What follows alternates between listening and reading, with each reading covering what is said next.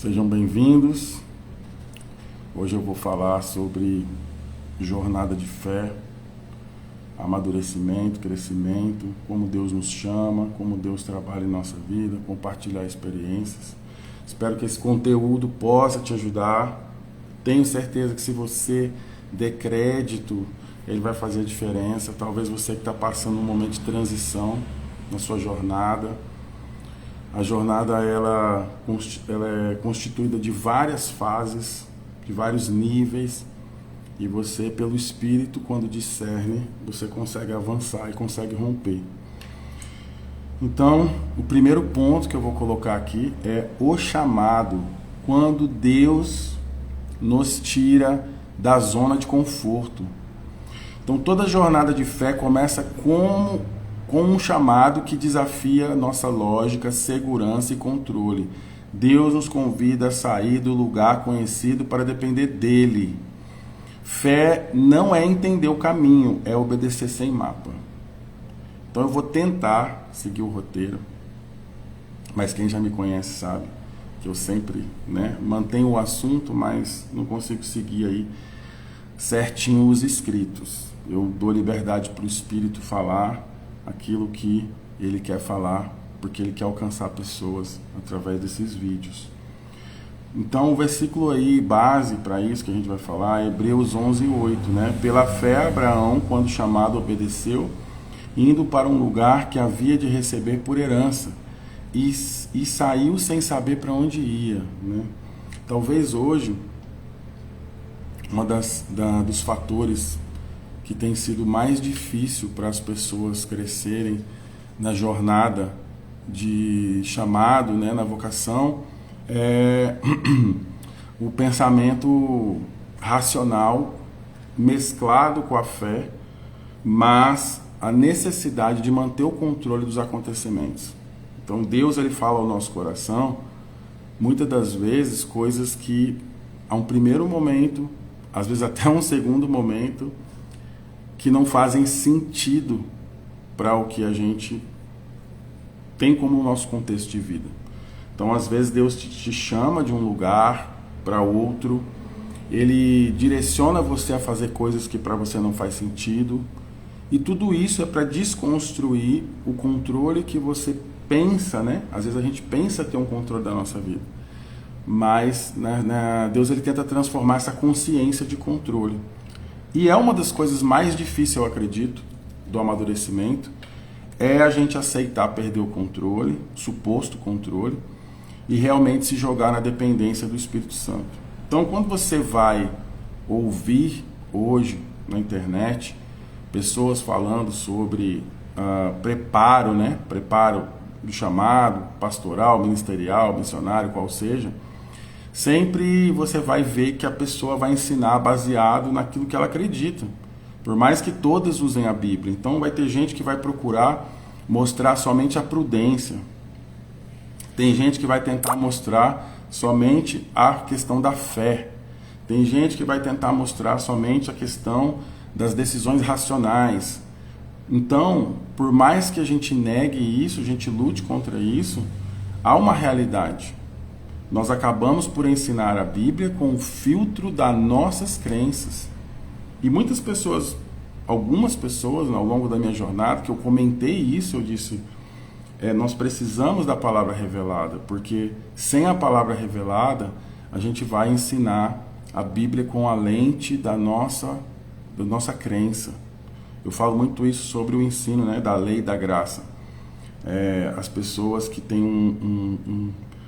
uma justiça própria ainda inflamada, ainda ela, quando a justiça própria da pessoa ela ainda tem poder no filtro da vida, como a pessoa vê a vida, automaticamente é como ela lê a Bíblia, ela automaticamente vai pender para as questões da lei, da condenação, de que Deus, algumas crenças que não estão escritas na Bíblia, mas as pessoas inventam, Por exemplo, Deus é amor, mas Ele também é justiça.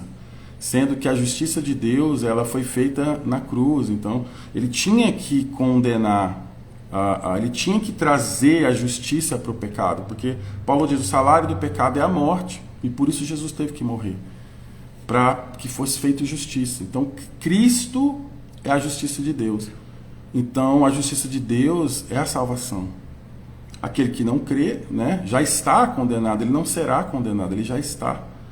Porque todos que não confessaram Jesus em suas vidas, eles já estão em estado de condenação. Mas ainda, quando essa percepção, não há revelação no coração de quem ministra a palavra, ele mantém ainda a palavra de condenação para quem já passou pela cruz e ressurreição. Então a pessoa recebeu Cristo, ela nasceu de novo, ela foi justificada, mas ela ainda recebe a pregação da condenação, sendo que depois da cruz a gente saiu da condenação e pela ressurreição nós recebemos a justificação. Então depois que você foi justificado, agora você é uma criança espiritual, você está num processo de crescimento, a consciência de pecado existe, mas o pecado não. Por quê? Porque se o seu espírito foi vivificado, e Deus é pai do seu espírito, ele não é pai de sua carne, ele é pai espiritual, né? Deus é pai da sua parte espiritual, que é perfeita, porque ela é uma com Cristo. Quando a gente fala assim, não há mais pecado em nós, é porque nós fomos vivificados, o nosso espírito foi vivificado, e agora o nosso espírito é um com Cristo. Se Cristo é perfeito, lá sentado à direita do Pai, como pode você então ter pecado? Ah, mas o pecado está na carne. Mas Romanos 6 diz que a carne foi crucificada com Cristo no batismo. Ah, então por que eu ainda peco? Porque você não teve a mente renovada. E como eu faço para ter a mente renovada? Pela palavra. Então é como se você dissesse assim, uma criança de 2 anos, se você der um prato de comida para ela, um garfo, uma faca, você acha que ela vai conseguir comer sem fazer uma bagunça na mesa, sem derrubar tudo? É a mesma coisa que nós, quando nascemos de novo, somos novos convertidos. Nós vamos fazer besteiras ainda. Nós vamos errar, nós vamos continuar fazendo algumas coisas, mas é por causa da imaturidade espiritual. Porque a maturidade espiritual vai te levar para um novo comportamento, mas isso é progressivo, porque a renovação da mente ela é progressiva. Então, a dificuldade que eu vejo hoje de trazer as pessoas para uma jornada de fé é porque os próprios pastores estão mantendo elas debaixo de condenação. É como se fosse assim, a régua da lei, ela te coloca numa posição de nunca ser suficiente. Então, você parou de beber, certo? Glória a Deus, então você já foi livre de algo. Aí você parou de fumar, aí beleza. Aí agora você parou de ver pornografia. Agora, então, sempre a pessoa vai estar apontando algo. Sendo que o Espírito Santo, ele resolveu a questão quando você nasceu de novo, ele justificou todos os seus pecados, e agora, através da renovação da mente, ele vai iluminar na sua consciência quem você é, filho de Deus. E um filho de Deus não anda em pecado. Só que isso é uma questão de você manter a prática. As práticas espirituais, meditação na palavra, jejum, oração em línguas, não é para você conquistar nada. É para você ter a mente de Cristo revelada. Quando você ora em línguas, quando você medita na palavra, quando você jejua, você está revelando a mente de Cristo. E o seu comportamento começa a mudar, porque você já recebeu o pacote completo. Então essa ideia, né, é porque assim, eu acho interessante algumas coisas que eu aprendi ao longo da vida com pessoas que falaram coisas para mim e eu guardei, né, porque foram frases assim que eu falei, nossa, isso é muito importante. Por exemplo, um rapaz que eu conheci que ele vivia debaixo do jugo da lei e ele sofria muito. Geralmente as pessoas que vivem debaixo do jugo da lei, elas sofrem, e às vezes em silêncio, porque elas não podem falar, porque quando elas vão falar sobre o que elas estão enfrentando, elas recebem mais condenação ainda.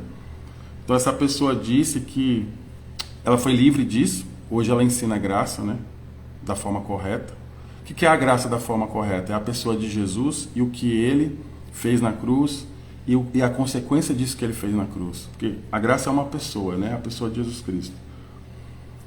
E aí ele falou o seguinte: olha, esses pregadores que insistem em pregar, ficar pregando, batendo na tecla do pecado e não na tecla da justificação, existe uma jornada durante a nossa vida. Então eles vão ficar batendo ali, batendo ali, batendo ali, sem se apropriar da graça que nos livra dessa condição, desse peso, dessa culpa, dessa vergonha, desse medo. É a graça que nos livra disso, pelo perdão.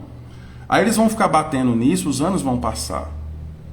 E a lei, ela é pesada para o homem carregar. Então vai chegar um determinado momento da vida dessas pessoas que elas vão começar a pedir socorro, porque elas vão ver que elas não suportam carregar o peso da lei. Qual é o peso da lei? De lutar contra o pecado, de você ficar achando que você luta contra o pecado. Você não luta. Jesus, se você pudesse lutar contra o pecado, mas agora você pode, porque Jesus morreu, te deu poder. Ele te deu o poder de viver uma vida livre. Mas eu insisto em não soltar o peso, porque eu quero ter mérito no que acontece. A justiça própria, aguçada em nós, faz com que eu queira ter mérito na libertação do pecado. Vou te dar um exemplo que seria isso, tá? Eu consegui parar de beber. Porque isso é uma atitude, às vezes, nem pensada, né? É inconsciente. É como se fosse assim, é um mérito inconsciente. A sensação de que você venceu. A sensação de que você conseguiu parar de ver pornografia, que você que parou de fumar, porque você é um servo muito obediente, porque você é um filho muito obediente. Mas não tem mérito em nada, é o Espírito Santo dentro de nós que nos liberta do jugo, do pecado, e permite essa liberdade do Espírito aflorar em nossa vida e resplandecer um caráter novo que veio através do novo nascimento. Então não existe mérito, veio de Jesus, passa em Jesus dentro de você, porque é Jesus dentro de você, é o Espírito Santo, e volta para Ele. Então a glória vem dele, por Ele, para Ele, a glória é toda dele. Não existe nenhum tipo de mérito no fato de você decidir hoje a não fazer determinadas coisas mais. Porque o fato de você decidir é porque você é livre. E você só é livre porque Jesus te libertou. Então o que te liberta é a verdade. É a ministração da palavra da graça, a palavra da justificação. E a oração no Espírito, o jejum, a meditação na palavra, são recursos para que você possa fazer essa renovação da mente, para você ter essa revelação. A meditação constante da palavra, a leitura com meditação, o jejum e a oração no Espírito, para que a sua mente seja renovada e você saiba de forma clara e revelada quem você realmente é. Consequentemente, o seu comportamento vai mudando. Então não adianta, todos os pregadores que se posicionaram por revelação a pregar a graça, eles foram perseguidos pelo próprio sistema de religião. Por que isso? Porque aconteceu isso com Jesus. Quando Jesus falava em libertar as pessoas pela verdade, os fariseus acusavam. Eles diziam: Jesus, por que seus discípulos não lavam a mão para comer? Ou seja, eles não estão cumprindo a lei. Ô Jesus, por que seus discípulos trabalham no sábado? Se você é o Messias, sempre havia aquele questionamento. Se você é o Messias, por que isso? Se você é o Messias, por que aquilo? E os seus discípulos não lavam a mão, eles não se purificam para comer. Eles trabalham no sábado, eles colhem no sábado. Aí teve aquela situação do rapaz que foi curado e foi levado lá diante dos sacerdotes. E os sacerdotes começaram a questionar, eles não aceitavam a cura, mesmo que o rapaz estivesse curado. Por que eles não aceitavam? Porque era por graça. Não tinha mérito naquilo. Eles não foram glorificados por nada. Eles eram sacerdotes, mas eles não foram exaltados, porque não foram eles. A inveja que eles tinham de Jesus é porque eles não viviam aquilo que Jesus apresentava para eles. Eles viam Jesus curando pessoas, fazendo milagres, expulsando demônios, e aquilo gerava um incômodo muito grande. Então nós precisamos entender isso, porque eu percebi, quando eu não entendia a graça da forma como ela é, apesar que nós nunca vamos ter a revelação completa, né? Porque ela é progressiva, de acordo que nós nos aproximamos de Jesus em consciência, porque Ele está em nós já, mas em consciência nós nos aproximamos dele, mais a gente vai tendo a revelação de quem Ele é, de quem nós somos nele, do que Ele fez por nós. Então é uma relação pessoal, íntima. Então quando eu não entendia isso, eu era um fariseu também. E o fariseu, ele se enquadra no sistema. Se você for um fariseu, se você pregar batendo nas pessoas, no pecado delas, se você pregar com aquela, vou colocar esse termo, uma modalidade de condenação, que é você achando que o quanto você acusa o pecado nas pessoas é o que liberta elas, você vai se adequar ao sistema. O sistema vai te abraçar. Porque na época de Jesus existia um sistema também. Qual o sistema? O espírito da religião. E hoje é o mesmo espírito, o espírito da religião. Por isso que se você entrar por essa linha da incredulidade, por que muitos pastores não experimentam milagres de multiplicação, milagres de cura, milagres de sinais, prodígios, curas? Por que eles não experimentam isso? Porque na lei está também a incredulidade. A justiça própria, ela é cheia de incredulidade. Porque os milagres, os sinais, os dons, eles são gratuitos, eles também são pela graça. Não somos nós que fazemos. Não tem nada que você faça no corpo de Cristo que foi porque você, porque eu entendi e eu faço. Não. Se algo foi revelado, foi porque o Espírito te revelou. O que Paulo falou? Se eu tenho algo, se algo foi me dado, então como é que eu vou me vangloriar em algo que foi me dado? Seu dom foi dado, o poder da palavra foi te dado, o conhecimento da palavra foi te dado, a revelação da palavra foi te dado. Então nada do que você faz é você. Só que a justiça própria, ela arrasta a gente para a religião, porque a religião nos dá mérito. É o que eu faço, não o que Jesus fez. A minha santidade, não a santidade dele que me santifica. Olha a diferença. Então, a igreja não prega santidade, a igreja não prega contra o pecado. Não, isso é religião. Religião que eu digo é o homem tentando fazer a obra que é de Deus. Quem nos santifica é Jesus. Ele é santo e nele somos santificados. Como? Se a santidade está nele, quando eu me relaciono com ele, eu tenho consciência de unidade com ele, eu também tenho a revelação da santidade, e essa santidade é expressa na minha vida. Mas quando eu me santifico, para pensar, eu posso me santificar? Mas eu me santifico nele. Não, você está se santificando nas suas ações. Então não é uma santidade. Isso aí é uma religiosidade. Só que é o que eu falei, é o que eu falo, né?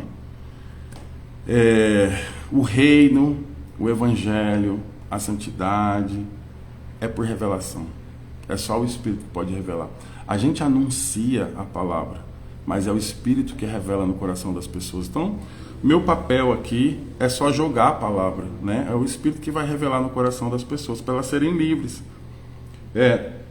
Quando você pega na história alguns pastores, né? Aí os últimos 30, 40, 50, 60 anos, grandes pastores aí do mundo, né? Que chegaram para se tornar, eles chamavam de teleevangelista, pastores que pregavam em canais conhecidos no mundo inteiro. Tem a história de um americano que ele, toda vez nos programas dele, ele batia em outro pastor que falava de adultério do outro. Não, porque esse pastor aí, ele é adúltero e ele tá não sei o que, e ficou batendo. E chegou depois de um tempo, descobriram que ele também estava em adultério e estava batendo no outro. Porque isso está lá em Romanos 2, naquilo que você condena, naquilo que você julga, né? Naquilo que você julga, porque condenar é julgar. Você julgou, o juiz, o que o juiz faz? Julga e condena. Ou julga e absolve. Então, quando você se faz juiz de um pecado alheio, quando você bate ali, principalmente esses pastores que pegam o púlpito e fica falando de certas coisas porque tem gente ali na igreja que está em algum pecado, e aí você fica ali dando indireta, mandando, falando, batendo naquilo, é questão de tempo para você cair. Sabe por quê? Porque a semeadura, como tem essa frase, né? A semeadura ela é opcional, mas a colheita ela é obrigatória. Então você vai semear condenação, você vai semear julgamento, você obrigatoriamente vai ter que colher isso aí que você está semeando. Então eu convivi com algumas pessoas que em algum momento eu descobri, muito atrasado, né, que elas estavam em adultério.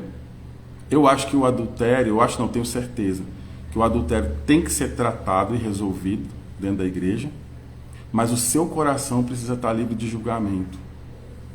Porque se você bater ali, você vai ter que colher depois. Você vai ter que colher, de alguma forma ou de outra. Você cai na pornografia, você cai aí num adultério, né? Tem pastores que estão em igreja pequena, eles já são sujeitos a circunstâncias problemáticas, ainda mais pastores de grandes igrejas que viajam, que ficam hospedados em hotéis, que vão para grandes conferências, começam a ser assediados, tem pessoas mal intencionadas, mulheres mal intencionadas, ele começa a lidar com tudo isso. E às vezes o que acontece na vida dele não é nem porque ele até vigia, ele é até prudente, mas ele bate nos outros, ele julga, ele condena. Aí ele tem que colher. Em alguma hora a colheita vai vir. E a colheita é inevitável em todas as áreas. Então por que você não semeia o perdão? Por que você não prega? Prega a graça e você colhe graça. O que é a graça? É o perdão dos pecados. Ah, mas a pessoa não se arrependeu. É problema dela. Você está pregando a graça. Você está oferecendo para ela a liberdade. Você está oferecendo para ela a salvação. Se ela não se arrepende, tem duas coisas.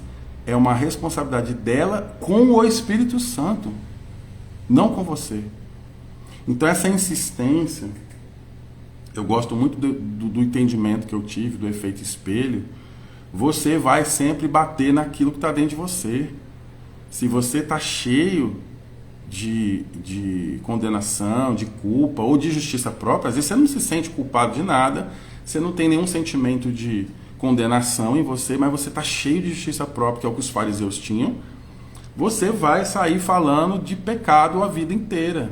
Vai sair falando de pecado a vida inteira. Por quê? Porque é o que tem em você, o senso aguçado de justiça. Você quer ser a justiça na vida do outro, só que Cristo foi justiça já. Não sou eu. Eu apenas recebo por fé a justiça de Deus em Cristo. Eu sou a justiça de Deus em Cristo. É isso que Paulo fala em Romanos. Eu sou a justiça de Deus em Cristo. A justiça foi feita. Eu não sou juiz. Eu sou a justiça. A justiça foi feita em Cristo e eu recebi por fé. Aí agora eu quero ser justiça na vida do irmão. Então esses pregadores, muita gente fala assim, já não se prega mais como antigamente. Porque não se prega o arrependimento. Não, as pessoas não estão se convertendo, não é porque não está pregando arrependimento, ou não está pregando o pecado. As pessoas não estão crescendo porque elas não estão conhecendo a graça. Jesus, vai ler os evangelhos, fala assim, e ele crescia na graça e sabedoria. Toda vez que fala que Jesus ia crescendo, né? Aí diz assim, e ele ia crescendo na graça e na sabedoria. É o que te faz crescer. Graça e sabedoria. Não é pregação do pecado. Pregação do pecado é para cruzada, para quem não se converteu, para quem não conhece o evangelho. Aí você prega o arrependei-vos, porque aquelas pessoas não conhecem o evangelho. Mas você viu Pedro bater em alguém lá, ele disse o quê? Ele falou da profecia de Joel, que o Espírito Santo ia vir sobre toda a carne. As pessoas são constrangidas porque elas se sentem perdoadas. As pessoas são constrangidas porque elas se sentem amadas. A queda colocou o homem em orfandade. O pecado é o desligamento do homem ao caráter de Deus, porque quando o homem está ligado ao caráter de Deus através de Cristo, o caráter de Cristo começa a forjar novamente o caráter do homem. Mas quando eu estou desligado de Deus, Eu estou no pecado. Eu estou com ausência de Deus. Eu estou no caminho errado. Por isso Jesus disse, eu sou o caminho, a verdade e a vida. Quando você se liga ao Pai através de Jesus, você entrou no caminho. Agora que você está no caminho, você saiu da orfandade, você saiu do caminho errado. Pecado é o caminho errado. Quando você se liga a Cristo, você entrou no único caminho que é o caminho certo. Você saiu do pecado. A tradução da palavra pecado é erro. Quando você saiu do erro? Quando você entrou no acerto. Qual é o acerto? Jesus disse, eu sou o caminho. Entrou no caminho? Jesus disse, ninguém vem ao Pai senão através de mim. Então você, quando vai ao Pai através de Jesus, você sai da condição de órfão. Orgulho, vaidade. Vai lá em Gálatas e lê as obras da carne. As obras da carne são fruto da orfandade. Todas. Vai lá ver, obras da carne, é fruto da orfandade. Quando você reconhece a paternidade de Deus através de Cristo, você vai passar a frutificar, fruto do Espírito. Aí vai começar a crescer os galinhos da árvore da vida que é Jesus em você. Aí você vai começar a manifestar o que? O fruto do Espírito. Mas se você ficar focado lá na obra da carne, você não está apontando Jesus. Você está apontando a obra da carne. E aí você vai ver igrejas. Eu tenho 15 anos, 16, vai fazer 16 anos de evangelho, e eu vejo isso. Você conversa com pessoas que têm 10, 15 anos de igreja, elas estão batendo cabeça no mesmo lugar. Por quê? Porque toda vez, e às vezes não é nem porque estão batendo a mesma tecla, é porque ela recebeu essa pregação no coração. E ela vive sempre como indigno do amor de Deus. E ela se sentindo indigna do amor de Deus, ela não se apropria da graça que é aquilo que transforma ele. A minha esposa ficou numa igreja onde eu conheci ela, que ela ficou, sei lá, não lembro exatamente, 14 anos, 15, aliás, 16 anos, porque ela só pôde tomar ceia quando ela casou comigo. Deixaram ela sem tomar ceia, porque o marido dela não era convertido, e porque ela tinha união estável. Não conseguia resolver o documento de divórcio dele, então ela não conseguia casar na igreja, e aí ela tinha uma união estável, ela ficou 16 anos sem tomar ceia. Vocês conseguem conceber isso? A pessoa ser privada da comunhão, da ceia, porque o marido dela não era convertido e ela tinha união estável e não um documento de casamento? Você consegue conceber isso? Ela ficou sem batismo. Então, a religiosidade, irmãos, ela está fazendo as pessoas, às vezes até nasce de novo, mas é o que Jesus falou dos fariseus. Eles atravessam o mundo para ganhar um prosélito, né, um convertido, e depois não deixam ele entrar no reino de Deus. Eles investem na salvação das pessoas e depois matam no ninho. Aborta o novo nascimento da pessoa, porque ela não pode ceiar, ela não pode batizar porque fuma, não pode batizar porque tá morando com a pessoa sem casamento, sabe? Então, assim, como que você vai tirar a pessoa daquela condição de perdição se você não oferece para ela as ferramentas da graça, a pessoa de Jesus e suas ferramentas, para tirar ela daquela condição? Não, eu, como pregador, quero tirar a pessoa daquela condição pela lei, aplicando a lei nela. Você não pode ceiar, você não pode batizar, você não pode isso porque você não é santo, porque você não é consagrado. Uma vez eu falei para um pastor, eu falei assim, então só você é digno, porque eu não sou digno de tomar ceia, mas eu me torno digno em Cristo, pela fé nele. Mas é porque a pessoa está lá, amaziada, não casa, está morando junto, porque fulano fuma, bebe. E a gente? A gente tem justiça própria, a gente tem orgulho, a gente tem vaidade, a gente tem ciúmes, e a gente está lá pregando. Ou talvez você que está assistindo aqui, que é pastor, você não tem nada disso, você não tem orgulho, não tem ciúmes, não tem inveja, não tem vaidade, não tem nada disso, nem um pouquinho, nem um porcentozinho assim, aquele oculto que a gente não percebe. Eu tenho. Então a gente precisa se colocar aonde Jesus nos colocou. Todos são indignos, mas nos tornamos dignos nele. Por isso podemos ceiar. Então, inclusive lá no texto da ceia fala assim, que para você tomar ceia, você tem que discernir o corpo. Mas a religiosidade trocou a palavra lá. Não é discernir o corpo, você não pode estar em pecado. Só porque diz assim, ó, examinai-vos a si mesmo. Então a cabeça da pessoa que está na lei, ela só enxerga pecado. Ela não enxerga graça. Ela não enxerga perdão. Ela não enxerga justificação. Ela só enxerga pecado. Então você está em pecado, fulano está em pecado, não pode ceiar, não pode batizar, não pode isso, faltou da igreja 2 semanas, está afastado, porque não casou no papel, tá com o diabo, tá demoniado. Eu vi um comentário esses dias aí no Instagram, o rapaz dizendo assim, pura religiosidade. Porque hoje em dia a gente não vê mais expulsar demônios, a gente não vê mais, agora é só não sei o que da mente. Aí, algumas vezes eu comecei a interagir mais no Instagram e comecei a comentar algumas coisas. Eu disse, não, existe sim expulsar demônios, só que eu acho que não precisa ser show. Você vai ficar filmando quando você expulsa um demônio, você tem que filmar e pôr no Instagram. Mas as igrejas não tem mais expulsão de demônio. As que você vai. Você já foi em todas? Então essa generalização das coisas, que nós, eu me incluo, tá? Nós estamos dando mau testemunho para o mundo, atacando uns aos outros com essas conversas. Eu estou falando da lei. A gente precisa apresentar para o mundo um amor tão grande que um pai pegou um filho perfeito, inocente, esbagaçou ele antes de colocar ele na cruz, depois colocou ele na cruz, pregou ele lá, porque foi Deus que matou Jesus. Colocou ele lá e depois fulminou ele com a ira dele, para te salvar. Aí Deus fez tudo isso em Cristo para te salvar. Aí vem um pregador e quer continuar jogando a ira de Deus em você, sendo que ele já jogou toda a ira em Cristo. É isso que as pessoas não estão entendendo. Então, a minha sugestão é que você, quando ouvir essas coisas, pense. Assista esse vídeo, vou colocar ele no YouTube, você pode assistir depois. Assiste e pensa. A gente precisa começar a pensar. Conversa com o Espírito Santo. Espírito Santo, eu não consigo compreender o seu amor por mim.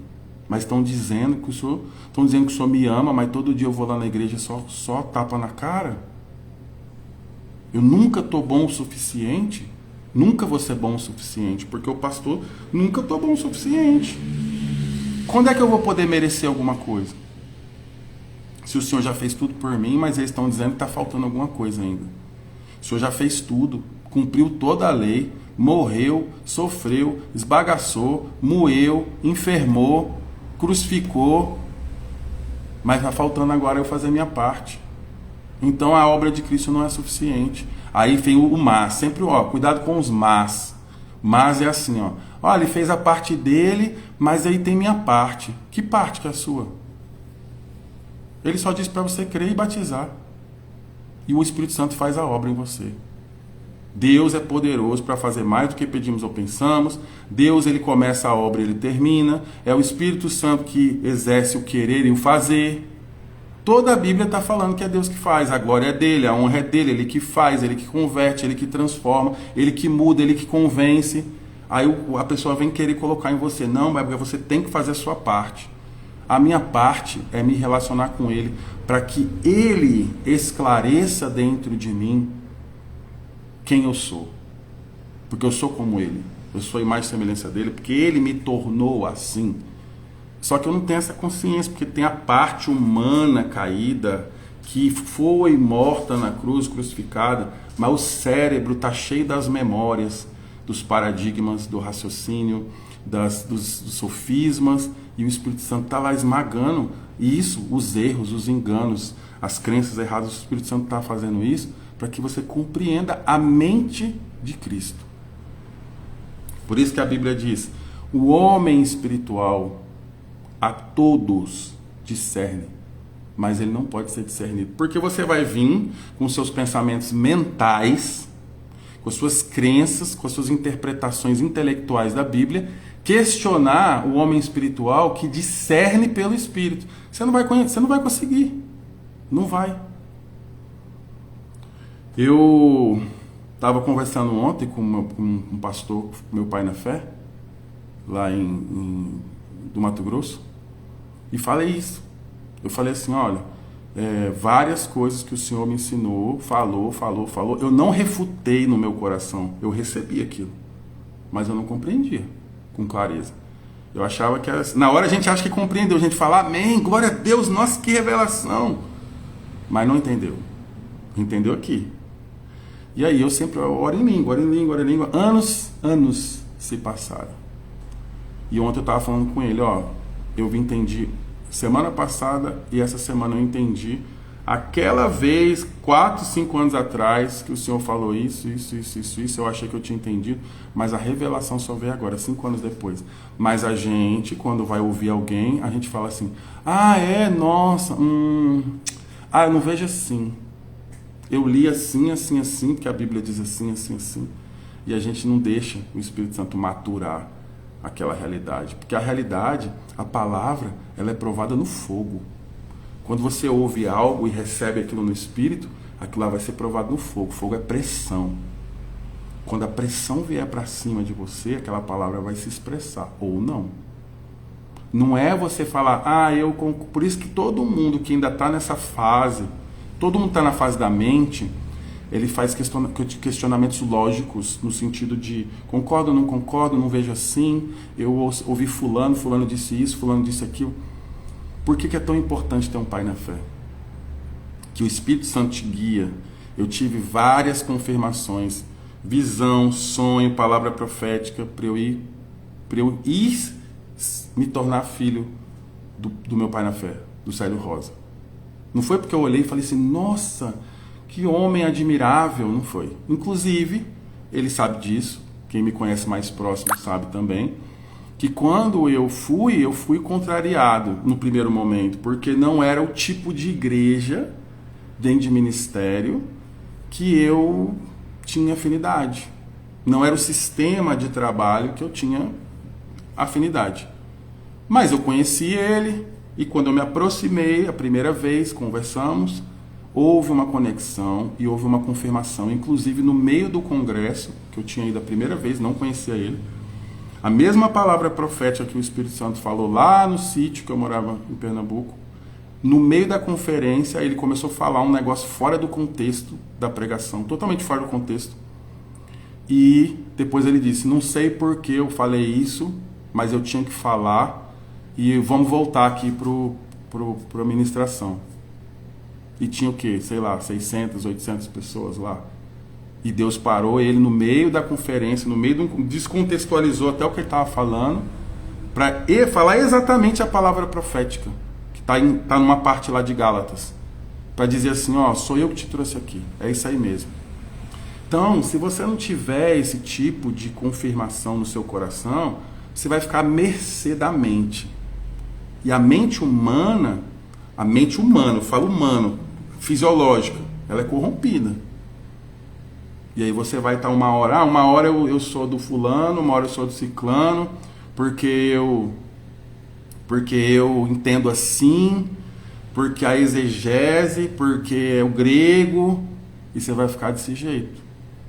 Insatisfeito, porque você não tem a revelação de para onde você está arrumando, qual é o caminho que você está tomando, para onde você está indo, o que Deus está te propondo, de verdade, do seu coração. Então, apesar de você precisar ter para a sua jornada um pai na fé, você também não é à mercê dele. Por quê? Porque ele é um instrumento. Ele é um instrumento. Ele quem te ajuda no processo, mas não é ele que faz o processo. O processo é o Espírito Santo. Ele é um canal, porque ele também teve alguém. Você está tendo ele e você vai ser para alguém. Se você também tiver o chamado específico, porque o chamado de paternidade é apostólico. Tem gente que fala, meus filhos na fé e tal, amém, glória a Deus. Não é desnecessário você sair por aí corrigindo essas coisas. Mas o chamado apostólico é de paternidade. Você vê que os pais na fé eram os apóstolos, não eram? Eu tenho uma pessoa que eu levei para a igreja, ajudei ela a encontrar Jesus, agora eu sou o pai na fé dela. Por um momento ali você ajudou, mas você tem o chamado apostólico? Porque os pais da igreja são os chamados apostólicos. Os reformados contestam, mas com todo respeito aos reformados, porque fui formado lá também, formado no sentido de andar lá e respeito e admiro e tenho minhas amizades e enxergo como corpo de Cristo, mas é muito difícil o reformado não contestar alguma coisa. Eles contestam quase tudo que está fora do que eles acreditam. Faz parte, é do ser humano isso. Mas a Bíblia mostra com clareza coisas que a reforma tenta tirar. Diz que a Bíblia é suficiente, é inerrante, mas isso aqui foi para a época dos apóstolos, agora não tem mais. Bom, tem essas explicações. Não tem problema. Eu creio no que está escrito lá como parte do tempo da Igreja Apostólica até a volta de Jesus. Eu creio assim. Então, dons, línguas, curas, milagres, ministério apostólico, ministério profético, Efésios fala de 5 ministérios. Então, tudo que a gente conversa, talvez não aqui com a Bíblia aberta, falando versículo por versículo, mas é tudo baseado em questões que são contextualizadas ali nas cartas apostólicas. Então sai dessa coisa de dogma humano, sai disso. Você não vai crescer na graça se você tentar andar pela lei. Quem está tentando cumprir a lei está debaixo de maldição. Está escrito isso em Gálatas. Se você está tentando cumprir coisas, você está tentando tirar um pecado da sua vida pela sua força, pela sua decisão no seu braço, você vai andar na lei. E você vai começar a ficar pesado. Você vai começar a lutar no seu braço. Sabe o que vai acontecer? Em algum momento você vai cair. Você não vai aguentar o peso. Mas se você se entrega a Cristo numa relação pessoal e íntima, você vai simplesmente, como se fosse uma osmose, né? Você vai começando a ser renovado, transformado, né? Transfigurado. Você vai se tornando quem Ele é, do tanto que você tem a consciência de que você é unido a Ele, que você é um com Ele. E é assim que você é transformado. Medita na palavra. Irmãos, eu conheço pastores de púlpito, que não abrem a Bíblia durante a semana. Aí eles dizem que não precisa, que é só orar em línguas. A Bíblia, a palavra em português, né? É claro, eu leio a Bíblia orando em línguas, mas eu preciso ler ela em português. Eu preciso ler ela na minha língua, eu preciso absorver minha compreensão ali do que eu estou lendo. Então tem pastores que, vou falar pelo Espírito. Eu sempre preguei a todos. Não pregue sermão roteirizado, pregue pelo Espírito. Mas a sua vida tem que ser de constante meditação e leitura da palavra. Então, quando eu vou pregar no púlpito, eu não levo um roteiro. Mas durante a semana eu meditei. Quando eu vou ali falar, eu vou falar da palavra. Mesmo que o assunto, como eu falei aqui hoje, ele não está sistematizado em forma de sermão, mas o contexto tem que ser vindo da palavra. A fonte daquilo que você está falando pelo Espírito tem que ser o contexto da Bíblia. Então, eu treino pessoas que eu tenho que insistir com elas para ler a Bíblia. Eu tenho um chamado, pastor, o que eu faço? Pega a Bíblia agora e começa a comer ela. Aí passa 2, 3 semanas, e aí, você leu a Bíblia? Não tive tempo. Então você é chamado para quê, irmão? Porque no meu tempo, muito corrido, não estou conseguindo. Você está orando em línguas? Nossa, nem lembrei. Porque eu não consigo ler a Bíblia. Porque eu não entendo. Você já leu esse livro aqui para te ajudar? Porque às vezes você pega um livro, nenhum livro na Terra tem 10% de importância em relação à Bíblia. A Bíblia é única. Mas às vezes um livro com alguém ali falando, narrando, pode te ajudar. Mas você lê o livro? Não tive tempo. Então, para mim você não tem chamado. Porque o chamado, ele arde dentro de nós de tal forma que a gente vai correr para as coisas que vai fazer a gente crescer. Eu escuto um monte de gente falando que tem chamado. A primeira coisa que eu falo, vai ler a Bíblia, eu pego um livro que fale de questões da Bíblia. Não tenho tempo para ler, então você não tem chamado. Está dizendo que não tem chamado, mas Deus disse, então você está em desobediência. Porque se Deus disse que você tem chamado, você tem que ler a Bíblia. Você tem que pegar livros. Esse livro que eu leio aqui, Hipergraça. Eu nunca disse concordo ou não concordo 100%, tá? Eu tinha minhas dúvidas, mas eu fui saber o que é, para depois eu falar. E eu vejo no Instagram hoje um monte de gente. Hipergraça é isso, hipergraça é aquilo. Não é nada que eles estão falando. É o que é de verdade. A pior coisa que tem é você criticar uma coisa que você não conhece. Você não tem propriedade para falar daquilo e fica tacando pedra. E eu já fiz isso na minha vida, com certeza, em vários assuntos, mas a gente vai amadurecendo, a gente vai percebendo que isso é tolice. Fale do que você entende. Lê o livro inteiro da hipergraça, não concorda? Tudo bem, pode não concordar, mas pelo menos agora você está discordando de algo que você sabe que você está discordando. Ah, porque todo mundo acha que a hipergraça é pecar à vontade, não preciso mudar de vida, não preciso parar de pecar. A hipergraça não diz isso, ela diz o contrário. Onde abundou o pecado, superabundou a graça é mais poderosa que o pecado. Se você não está sendo transformado, é porque você não está debaixo da graça, talvez você está tentando ir pela lei, aí pela lei você não vai ser transformado. Porque em Hebreus diz que a lei não te transforma nem te salva. Então tem gente que está, veja só, que está atacando a graça e vivendo na lei. Aí ele acha que a graça é libertina, mas quem está na libertinagem é ele. Porque a lei não transforma. Se o cara mudou alguma coisa, ele mudou no braço. Não foi a graça. Todas essas coisas, elas se provam em si mesmas. Como? Pelo fruto. Ah, pastor, mas eu comecei a pregar pecado na minha igreja e as pessoas pararam de fazer. Não, elas estão se organizando e elas estão se organizando numa moral e ética. Elas não estão transformadas. Porque o que transforma é a palavra de salvação e justificação, renovação da mente. Se a pregação do pecado transformasse as pessoas, Hebreus estaria errado. Então, a consciência do perdão me muda. A palavra de arrependimento de pecado é para o mundo, não para os crentes. E as pessoas estão pregando lá. O cara se batizou há 15 anos, ele está escutando de novo para ele arrepender dos pecados dele. Faz sentido isso? Então, irmão, tem bastante conteúdo aí, tá? Eu vou me esforçar em fazer lives. Eu faço muitos vídeos, mas não é porque eu gosto. É porque eu entendo que faz parte do meu compromisso, da minha responsabilidade. Mas eu faço de todo o meu coração. E eu espero que possa realmente te ajudar a sair de lugares que talvez você não está conseguindo sair, porque plantaram crenças erradas na sua cabeça.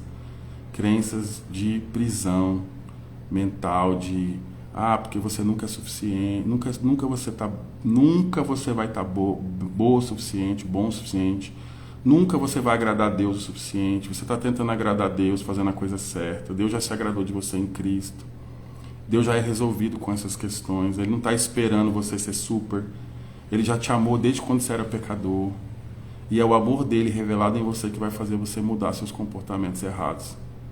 O pecado já foi resolvido na cruz.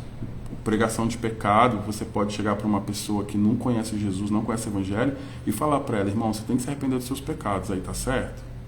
Mas depois que ela entregou a vida para Jesus, se batizou, você vai ficar lá falando a mesma coisa para ela o resto da vida, sendo que ela entrou numa outra jornada, ela está justificada, agora ela precisa crescer na graça. Apesar que a pregação de arrependimento também é graça, né? Tudo é graça. Mas a questão da lei, e ainda alguns irmãos insistem que a lei é parte do que a gente precisa viver. Se a lei fosse parte do que a gente precisa viver, Jesus não precisava vir, era só a gente viver a lei. Era simples, não precisava Jesus vir. Não, mas ele cumpriu, mas agora, sabe, fica com muito mais isso, mais. Se uma coisa não é suficiente, Deus deu outra. Está lá em Hebreus. A lei não era suficiente para salvar e transformar, houve a necessidade de um novo sacerdócio. Se é novo, não é o mesmo. Pessoas dizem que a antiga e a nova aliança é a mesma coisa. Como se fosse a mesma, não era nova e antiga. Se fosse a mesma, era parte 2. Aliança parte 2. Emenda 2. Código 2. Inciso 2. Lei 1.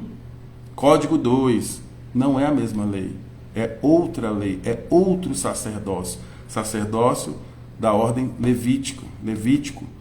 E sacerdócio segundo a ordem de Melquisedeque. São 2 sacerdócios diferentes, são 2 leis diferentes. Não, é tudo a mesma coisa. Então, a Bíblia está errada. Tá bom? Deus abençoe vocês, tenham uma ótima quarta-feira e espero que vocês tenham sido abençoados por esse conteúdo.